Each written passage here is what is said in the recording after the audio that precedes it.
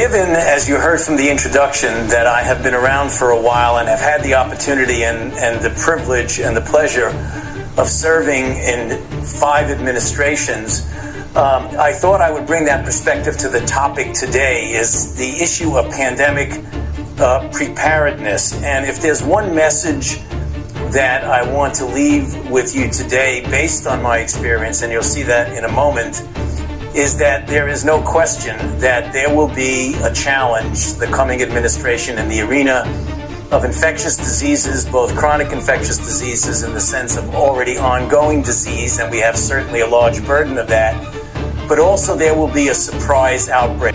Good evening, and welcome once more to Happening Now News.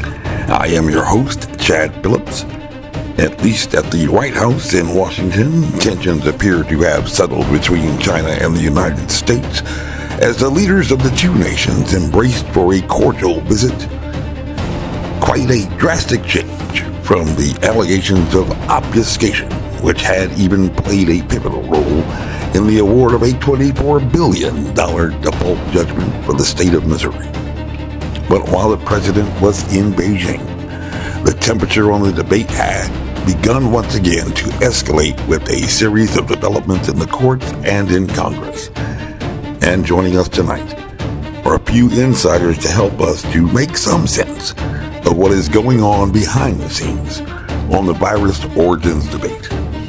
Dr. Baumgartner, you have worked with DARPA, with classified special access programs, the focus of the gain of function research, and as you know, Michael Warby, an evolutionary biologist at the University of Arizona and an author of several studies, has been a rather high-profile personality, quite prolific during the pandemic.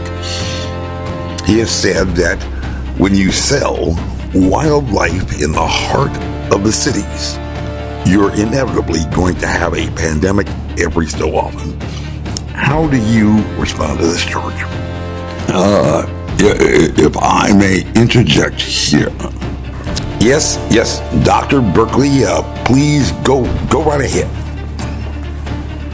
On this point, just a few years ago, I believe in the mid-1990s, there had been a film produced by Hollywood about a disease outbreak of what had been called the Motaba virus, I believe. Viewers had been introduced to this film with a quotation from one Joshua Lederberg, the youngest person to have ever been awarded the Nobel Prize. The fallacy of authority, especially in science, where we all are familiar with white lab coat bias, is a very powerful one in shaping opinions and attitudes, especially for less educated and more vulnerable persons. And in this quote, clearly lifted from its context, had proposed that the single biggest threat to man's continued dominance on the planet is the virus. Some, even in National Geographic's, again, without citation to the original source, have appended the thought that we could do little better than to sit back and just wait for the avalanche.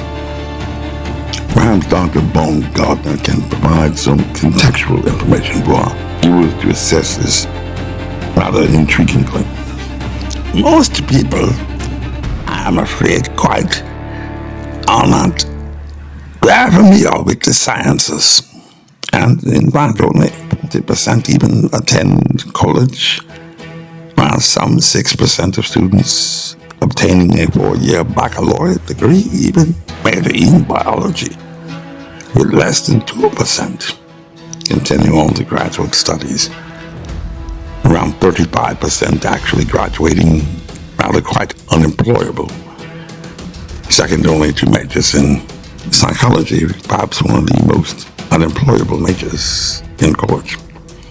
And so, rather quite tragically, what most people know going into a pandemic is what they have gathered from television and the movies. Most excellent idea. Please, Dr. Baumgartner, but before we proceed any further, on that point regarding education, I am quite certain that most people are not even aware that the origins debate had in fact been settled by the CDC quite some time ago in the Biden administration. Yes, indeed. In fact, and what had been described as a regulatory misstep in a peer-reviewed article published by two Georgetown biology professors some 2 years after the fact. In fact, one Elizabeth W. Wells and another Michael T. Parker had noted how after survival of the 60-day public comment period, it had been acknowledged that since 2003, the CDC has excluded over 20 chimeric viruses that contain only portions of select agents. However, in late 2021, specifically on November 17, 2021, the CDC had proposed a regulatory first, the addition of a chimeric virus to the select agents and toxins list, to dirty bug list, specifically SARS-CoV and SARS-CoV-2. This tends to raise the cost of doing this dual-use research of concern because this basically makes it a crime to transport or store these agents if you have a criminal record.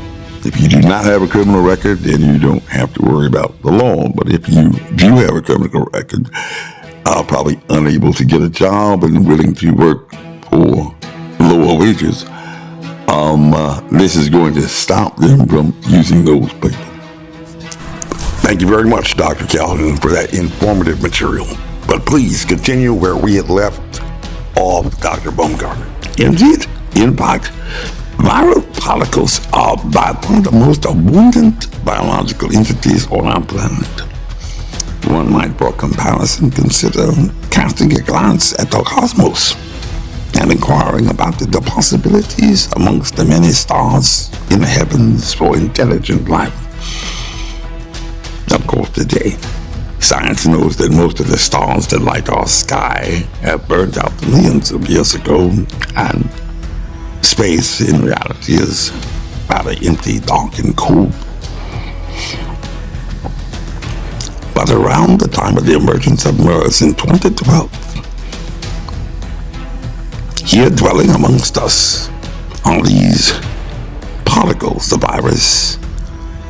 And in this year, around the emergence of this outbreak on the Arabian Peninsula, researchers had decided methodologically to take an inventory of viruses triggered by some reason. These viruses that are harmful to mankind. And from the most abundant biological particles in the world, they had obtained a list of only 219 recognized virus species that have been reported to infect humans. In fact, only a total of 23 virus families were represented by species in this list, making the potential for emerging new viruses from viruses against humans actually rather quite remote. Only 219. I would have imagined the number to be quite larger than that, Doctor, but that's why we have these informative newscasts to try to find out what exactly is reality, separating fact from fiction. And that is most interesting indeed. Quite a departure from what we are hearing from the expert like Dr. Anthony Fauci in the news. In fact, on this point, as you know, the Trump administration had taken a bold move to settle the origins debate around the same time that a new study published by some familiar names, Jonathan E. Picard, Andrew Rampeau, and our own Michael Warby at University of Arizona.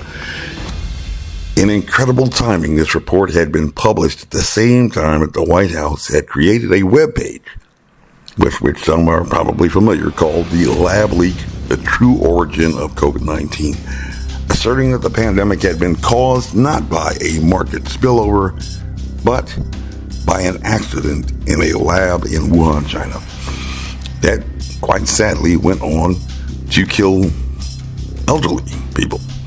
A very strange victim for what has been described, at least in the press, as a weapons research laboratory spillover. And doubling down on this claim, however, in its proposed budget, the White House had at that time described the lab leak as confirmed and justified an $18 billion cut to the National Institutes of Health, in part on what it described as the agency's inability to prove that its grants to the Wuhan Institute of Virology were not complicit in such a possible leak. That we are describing it as a leak is somewhat confusing, especially since there are still, I believe, according to recent reports, cicada variant still bounding now, present in 31 states. And so there is a possibility, if there was a lab leak, that this lab is still in operation, but not even a topic during the most recent state visit in China. But help us now to separate fact from fiction. What is really going on here? Anyone, please feel free to shed some light on this topic. Political theater is probably the most appropriate description. As you are quite aware, while this back and forth was fomenting, the Chinese government had responded with a flat denial that COVID had been caused by a Wuhan lab leak, and raised the possibility that the virus had come instead from a biodefense lab in the United States to go on and kill people. A situation that, at least from the president's posts on social media, appears to have faded away in those high-level discussions. Political theater. Over 7 million deaths have been attributed to this virus, and a recent report commissioned by the WHO from SAGO, the Scientific Advisory Group for the Origins of the Novel Pathogens, claims that the virus had been estimated to have killed more than 20 million people by the end of 2022, which cost the global economy up to $16 trillion.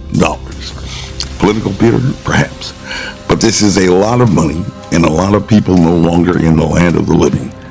And now in the news, the Justice Department is accusing a longtime senior advisor to Dr. Anthony Fauci of using his private email to hide communication about the COVID-19 virus from public view while helping to shape the narrative about its origins.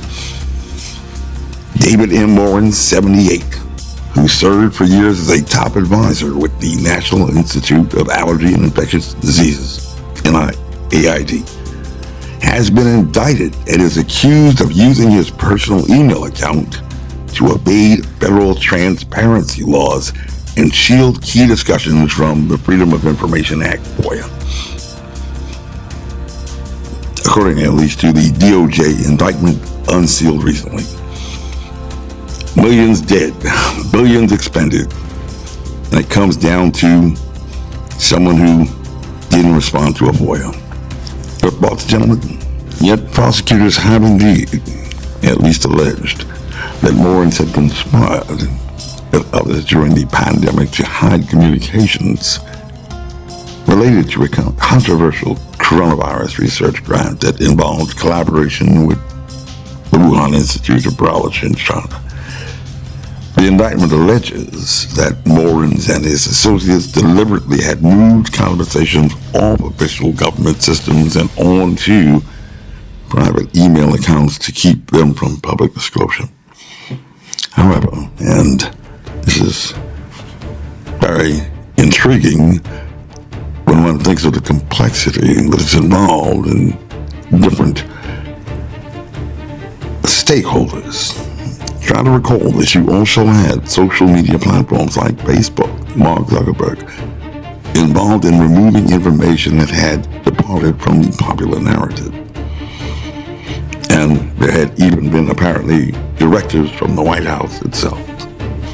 When everybody is doing it and you have a death toll surpassing the Holocaust, quite frankly, and rather quite tragically, this kabuki theater is about all we can hope to catch.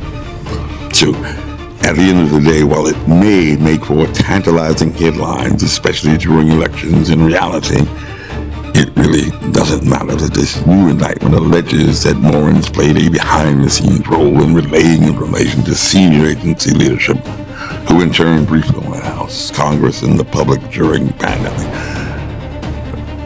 Don't lose sleep about awaiting the Nuremberg trials, I would say.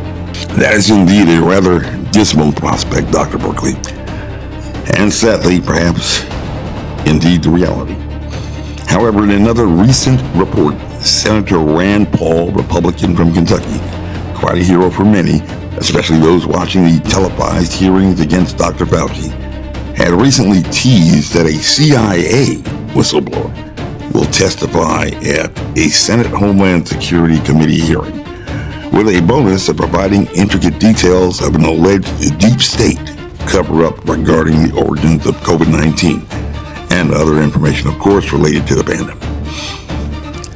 Is it more give them what they want to hear in the echo chamber, or is there some real teeth in this? Senator Paul says that even in the Trump administration, the DOJ may never act, but the American people know the truth. Fauci misled and defrauded this country. He says he won't stop uncovering the truth around the great COVID cover-up. Bible or not Bible, gentlemen, how about you on this one as a political strategist and commentator, Dr. Botwell? Not Bible. And I say that you had abstained from using four-letter words. There had been a bit of showmanship announcing on several platforms and providing an element of surprise and suspense, but telling interested viewers that whistleblower's identity would not be revealed until the hearing, only teasing that he was supposedly a CIA veteran with over 20 years of service, who worked in the office of the Director of National Intelligence, reportedly was on Detail, a director's initiative group which analyzed and assessed the origins of COVID-19 pandemic. Please, this is like a hey you messaging. This is not the guy in charge. Of course, not to disappoint the audience, so Senator Paul had to say that the whistleblower had an impeccable record and reputation like everybody does in Washington. Come forward at great risk to his career. This stuff never is different. It's always the same old politics. Not Bible. Okay. We are now past the explosive revelations in the hearings, and we'll get back to that. But for just a moment right now, and this is a question for Dr. Baumgartner, perhaps again you can give us some better perspective, a framework or context in which to better enable us to understand this rather complex topic. At the end of the day, it's not about spies. It's not about elections or even Machiavellian maneuvering, but just about science. And I want you to listen to this clip, and please, Doctor, provide your thoughts. Roll the audio clip, please. As always, I like to keep an open mind, and as I have said on many, many occasions, the most likely explanation is a natural evolution from an animal reservoir to a human. An animal reservoir to a human. I rely on people like that who have great experience in this. That's what they do every single day, who again are open-minded in saying it's wholly conceivable that you may have had a lab leak. So you've got to keep an open mind to all possibilities, but they feel that the more likely explanation is from an animal host to a human. This virus has fooled us before, and yes, I believe that it is wholly conceivable that the data speak for themselves. It's the most abundant biological particle in the world. We had 100 before the pandemic, only a total of 219 viruses harmful to mankind from only 23 families of viruses. And rather quite amazingly, diseases of highly contagious variety are, in fact, even a rare occurrence in nature. Why one would want to build a highly contagious disease weapon is practically insanity in terms of a concept. But we always have movies. But perhaps the most significant aspect of the most recent pandemic had been the immediate publicity, overshadowed perhaps by its duration. Let me explain. Since the Spanish flu pandemic, there have been pandemics every 2 decades, but without societal disruption and news reporting. And perhaps this explains what Michael J. Morrell, the former acting director, not just a high-level official, but acting director of the CIA, had informed us as far back as April or May 2020. Without pharmacological intervention, i.e. vaccines, pandemics like the month of March come in like a lion and go out like a lamb, persisting for only 18 to 24 months. This has happened every 20 years. Well, this novel virus, and with vaccine mandates, for which around 93% of Americans had been administered at least one dose, had persisted most obstinately for over 3 decades.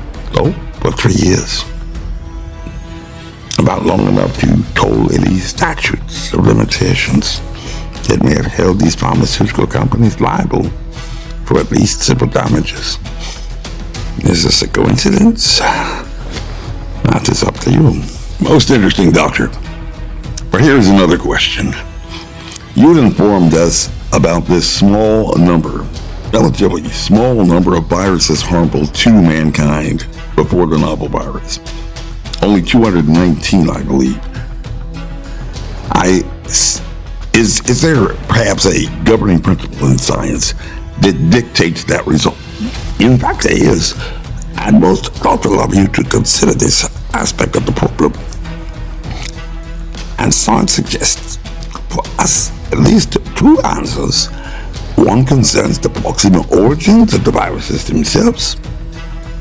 One might ask where the viruses had come from in the first place. Did some eternal power place them in the Garden of Eden with Adam and Eve? Or did they emerge from the primordial soup and rise from the oceans to walk on the land amongst us?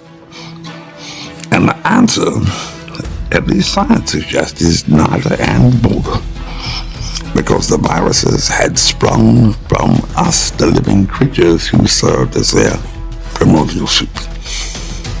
You see, a virus is simply only a strand of RNA or DNA, which had found its origins in some living being. We can only cultivate viruses in living hosts, at least until around 2014 to 2015, when some research in part done at University of North Carolina, they were able to cultivate a virus in vitro rather than in vivo. But these viruses, in the normal state, reside in some living being and mutate. And because of their not being like the others, not getting along with others, they are, at first cause infection and disease, but then are expelled amongst other animals, similar species living around them. And as long as you have RNA and DNA being subject to these mutations, of which we are all too familiar, these viruses shall continue ad infinitum to spring into existence within species. However, and this is the second part, perhaps the most important, this had been explained in a 2005 issue of Science magazine, October 28th of 2005, I believe. In these instances in which perhaps a spillover has occurred, The mutant variant is so distinct in its nature and composition and form that it cannot return to infect the species from which it had come. A one-way street. Like being banished from paradise or having cast out. However, as long as the virus is not changed so as to be adapted for spillover interspecies transmission, of course, can continue to occur. Back and forth, back and forth. Most fascinating. Why is that now, Doctor? Another very good question. And in fact, while many have most recently focused their attentions upon the angiotensin converting enzyme 2 or ACE2 and the RBD or recombinant binding domain, the key structure, rather quite literally a key, resides in the open reading frame or ORF region along the virus genome. This is what makes a bat coronavirus locked in. This open reading frame, it unlocks the door for infections within the species. And how did they obtain this key? Because that was from whence they had came the original proximal origins. Very interesting indeed, Doctor. However, we have had SARS, we have had MERS, and now COVID-19. Who knows what will come next? How would such a spillover occur, especially in pandemic proportions? Would this open reading frame or ORF require some type of modifications? Perhaps that might be possible. But consider that if such an enterprise had been undertaken, it was probably not done for free. Perhaps even in a research lab, this would be a business enterprise, and one would want to obtain a cost-effective solution design. What does any profit-maximizing and rational actor do to achieve effective and swift results, rather than attempting to forge the right key to unlock a door? One could, with rather great facility, simply bum rush the door, which research clinicians today describe as passaging, or bombarding the new host until an infection is achieved. If at first you don't succeed, try again. And normally over an extended exposure, so as not to, as in the case of a respiratory infection, asphyxiate the receiving host, slowly delivering an infectious dose over periods up to an hour or more. Fascinating, most fascinating indeed, Doctor. And perhaps a good segue to what had been described in the press as quite an amazing sight in the Senate, as the Homeland Security and Governmental Affairs Committee, led by its chairman, Senator Rand Paul, Republican from Kentucky, had held an explosive hearing featuring a CIA whistleblower testifying on the COVID origins, and not one single Democrat even bothered to show up.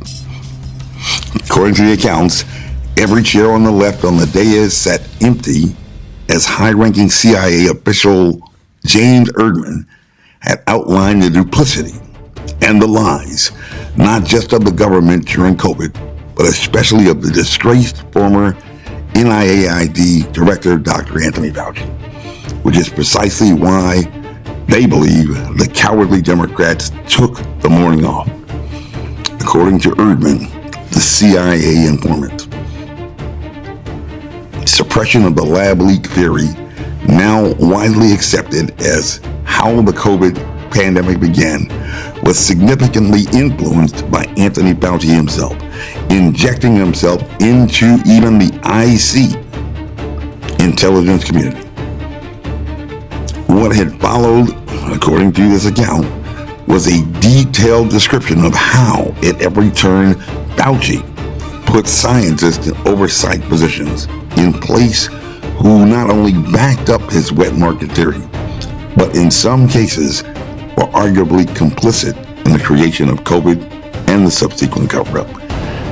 However, Doctor, you seem to suggest that creating some biological weapon, as has been portrayed, would be a rather expensive undertaking, and might far more cost effectively be achieved by simply passaging large quantities or bombarding an intended host victim with this biological agent over time.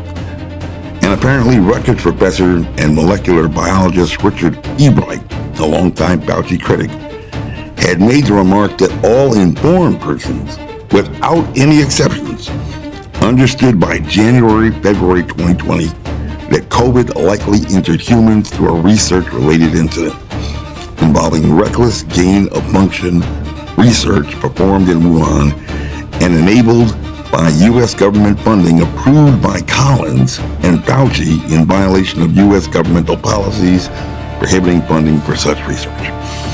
Now, these are all civil matters and not criminal, at least as portrayed by this professor at Rutgers. But any closing thoughts beyond how in the world, if all of these people knew as early as February 2020, why we continued on this path? Anyone? That is quite a question and quite an intriguing statement to pause, but I believe Dr. Baumgartner has provided us some thoughtful background on exactly how reckless this gain-of-function research actually is. I would see one would not even require a BSL-4 lab for such a virus any more than one would for M&Ms. The only way to infect anything is through passaging, and I believe in March 2021, Dr. Chan, in fact, had done this very thing in Hong Kong while attempting to establish the infectious dose, still unknown to the CDC, to simply infect a hamster ranging somewhere between 100,000 particles and 10 million, approximating the size of a pizza pie of coronavirus large enough in diameter to eclipse the Washington Monument. However, I am not a scientist and would rather like to focus upon this claim that all informed persons, without exception, understood February 2020, that COVID likely injured humans through a research-related incident, to put it most euphemistically. And on that point, I would be rather inclined to agree. Very quickly now, because we are almost out of time, but could you please share with our viewers why you might be inclined to agree with this claim? According to Pew Research Center, by March 2020, only about a third of Americans had believed in the virus as something that had originated in a laboratory. And most educated persons had, as they say, followed the science. Dr. Berkeley. Indeed. This answer may well come quite as a surprise because far from being covered up, it had, in fact, been hidden in open view all the time in laws passed by Congress, some dating back to World War II, and the most recent of which had been passed after the terror attacks of 9/11, introduced not by Democrats, but the Republicans that were sitting in the room grilling their star witness from the CIA. And from the Defense Production Act to the emergency use authorizations issued under Section 564, this virus and public health crisis, quite sadly, could only have been a biological weapon being deployed, described as a CBRN agent or agents in the controlling law, and also repeated practically verbatim by the pharmaceutical companies in their submissions to the Health and Human Services Department in not the Biden administration, but the Bush administration. Not the Bush administration, but the Trump administration. And ignorance of the law, as they say, is no excuse.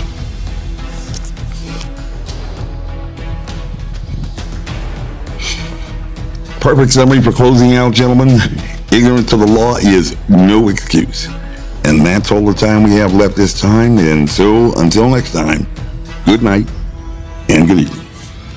There will be a surprise outbreak. There will be a surprise outbreak. And I hope by the end of my relatively short presentation, you will understand why history, the history of the last 32 years that I've been the director of NIAID, will tell the next administration that there's no doubt in anyone's mind that they will be faced with the challenges that their predecessors were faced with.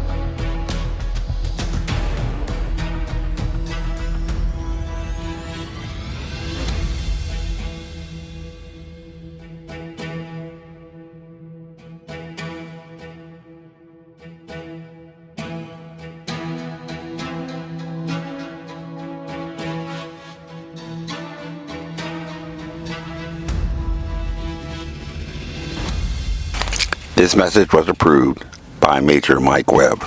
Honest. We did all we could do. He just didn't make it.